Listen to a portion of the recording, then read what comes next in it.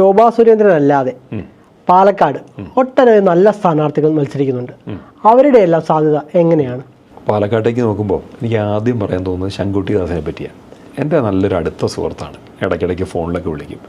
നമുക്ക് ഒരു നിയമപരമായ വിഷയത്തിൽ എന്ത് സംശയം ഉണ്ടെങ്കിലും വിളിച്ചു ചോദിക്കാൻ പറ്റിയാണ്. മുമ്പ് ശബരിമല വിഷയം വന്നപ്പോൾ അത് ചാനലുകളിലിരുന്ന് അതിൻ്റെ നിയമപരമായിട്ടുള്ള എല്ലാ പ്രശ്നങ്ങളും വിഷയങ്ങളും ജനങ്ങളെ ബോധവൽക്കരിച്ച ആളാണ് ശങ്കു. അദ്ദേഹത്തിൻ്റെ ആക്സിഡൻറ്റ് പറ്റി കിടന്നപ്പോൾ കേരളത്തിലൊരു പക്ഷേ എല്ലാ അമ്പലങ്ങളിലും ആ വ്യക്തിക്ക് വേണ്ടി വഴിപാട് നടന്നിട്ടുണ്ട്. കേരളം ഇത്ര ഹൃദയത്തിലേറ്റ ആൾ വരെ ഉണ്ടോ എന്ന് സംശയമാണ്. ഓരോ വീട്ടിലും എനിക്ക് ഓർമ്മയുണ്ട്, അന്ന് സോഷ്യൽ മീഡിയയിലൊക്കെ ആൾക്കാർ പറയുക, അമ്പലത്തിൽ ചെന്ന് ഒരു പുഷ്പാഞ്ജലി, പേര് ശങ്കുട്ടിദാസ്, നക്ഷത്രം ഇന്നതല്ലേ എന്ന് എഴുതാനിരിക്കുന്നത് ഇങ്ങോട്ട് ചോദിക്കുക. അത്രയ്ക്കധികം ആൾക്കാരൊന്ന് ഏറ്റെടുത്തു. എല്ലാ രാഷ്ട്രീയത്തിലും പെട്ടവർ അദ്ദേഹത്തിന് വേണ്ടി പ്രാർത്ഥിച്ചിട്ടുണ്ട്. അങ്ങനെ ഒരു വ്യക്തിയാണ്. ആ വ്യക്തി ജയിക്കേണ്ട ആൾ തന്നെയാണ്. അതുപോലെ മേജർ രവി മത്സരിക്കുന്നുണ്ട്. മേജർ രവി എന്ന് പറയുമ്പോൾ അദ്ദേഹം മുൻ പട്ടാളക്കാരനാണ്. നമുക്ക് നമ്മുടെ ആൾക്കാർക്കെല്ലാം പട്ടാളക്കാരെന്ന് പറഞ്ഞാൽ ഈ രാജ്യത്തിന് വേണ്ടി ജീവൻ ത്യജിച്ചിറങ്ങിയ ആൾക്കാർ, അങ്ങനെയുള്ള ആൾക്കാരുള്ളൊരു ബഹുമാന്യത അതങ്ങനെ തന്നെ നിലനിർത്തി നമ്മൾ ആദരിക്കുന്ന ഒരു വ്യക്തിയാണ് മേജർ രവി. അദ്ദേഹം ജയിക്കുകയും വേണം. അല്ലെങ്കിൽ തന്നെ കേരള നിയമസഭയിൽ എത്ര പട്ടാളക്കാർ ജയിച്ച് തന്നിട്ടുണ്ട്. ഇവിടെ ഒരു ആവശ്യം ഉണ്ടെങ്കിൽ അവർക്ക് വേണ്ടി വാദിക്കാൻ ആളുണ്ടായിട്ടുണ്ടോ? അങ്ങനെ ആൾ ജയിക്കണ്ടേ? അവിടെ ചെല്ലേണ്ടത് തന്നെയാണ്.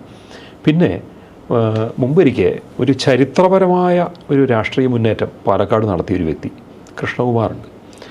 ഓർക്കണം, കേരളത്തിൻ്റെ മുൻ മുഖ്യമന്ത്രിയൊക്കെ ആയിരുന്ന VS അച്യുതാനന്ദൻ അവസാന MLA ആയപ്പം അദ്ദേഹം തോൽപ്പിച്ചതൊരു കോൺഗ്രസ്സുകാരനായിരുന്നില്ല, ഒരു BJP-കാരനായിരുന്നു. അവിടെ 2ാം സ്ഥാനത്ത്, അതായത് VSൻ്റെ വിജയത്തിന് പോലും വെല്ലുവിളി ഉയർത്താൻ പാകത്തിന് രാഷ്ട്രീയമായിട്ട് മുന്നേറി വന്ന് ഒരു മണ്ഡലത്തെ ഇളക്കി മറിച്ച വ്യക്തിയാണ് മലമ്പുഴയിൽ മത്സരിക്കുന്ന കൃഷ്ണകുമാർ. അദ്ദേഹത്തെ നമുക്ക് ഒട്ടും തന്നെ ചെറുതായി കാണാൻ പറ്റില്ല.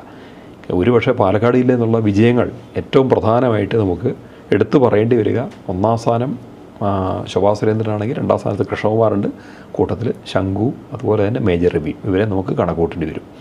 എന്തായാലും കൃഷ്ണകുമാറിനെ ഒട്ടും തന്നെ കുറച്ച് കാണാൻ പറ്റില്ല. അദ്ദേഹം നല്ലൊരു മികച്ച നേതാവാണ്. ജില്ലയിലെമ്പാടും ആൾക്കാർക്ക് ഏറ്റവും അധികം ബന്ധങ്ങളുള്ള നേതാവാണ്.